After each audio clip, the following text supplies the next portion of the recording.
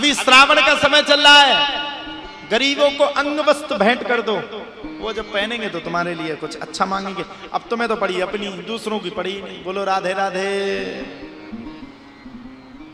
अब महाराज बोले बाबा ने माता पार्वती को समझाया, पार्वती चक्कर में मत पड़ो, ये नारद तुम्हारे कानों को भर करके गया है, इसके चक्कर में तो बिल्कुल से बिल्कुल तुम्हें पढ़ना ही नहीं है, इसके चक्कर में कदापि मत पढ़ो। मेरी बात को अगर समझो जानो तो मैं तुमसे निवेदन करूं, जो मैंने ये मुंडों की माला पहनी है, ये माला मेरी नहीं है, यह माला किसकी है?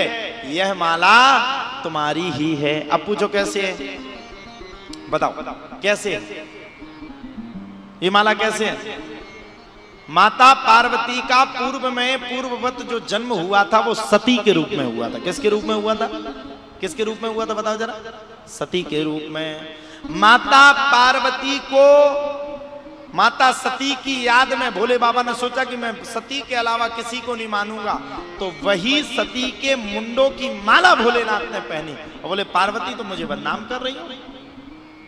पार्वती हाथ जोड़ करके बोली, नाना महाराज ये मैंने नहीं कहा, ये तो वो नारद ने कहा। अब बताओ, नारद की बात करने लगी। नारद ने कहा।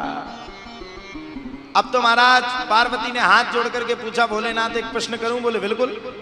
बोले एक बात बताओ भोलेनाथ, आपको बार बार अपने शरीर का त्याग क्यों नहीं करना पड़ता और मुझे बार बार अपने शरीर का त्याग क्यों करना पड़ता? आप लोग बताओ, बताओ बताओ, किसी को पता है?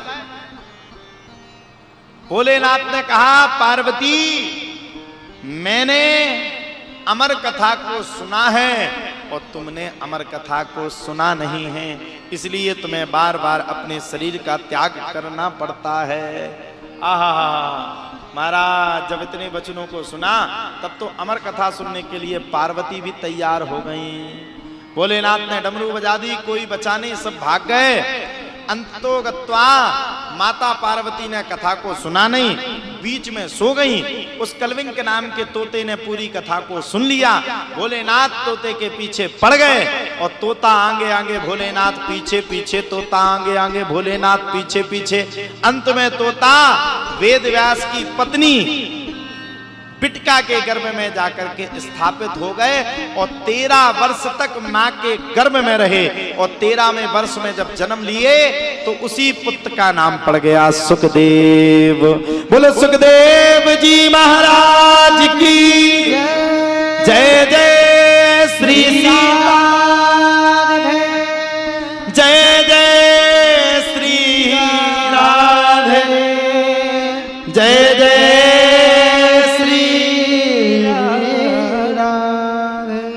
चले गए महाराज।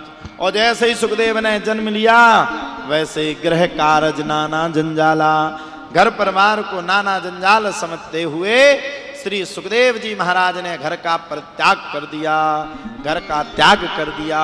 और जब श्री सुखदेव जी महाराज ने घर का गृह का त्याग कर दिया तो गृह का त्याग करने के बाद, सुखदेव जी महाराज के गृह का त्याग करने के बाद बड़े प्रेम के साथ श्री सुखदेव जी महाराज ने आनंदम पूर्वकम, बड़े प्रेम के साथ आनंद करते हुए घर को त्याग कर दिया। पिताजी पीछे पीछे पड़ गए। कैसे पीछे पड़े?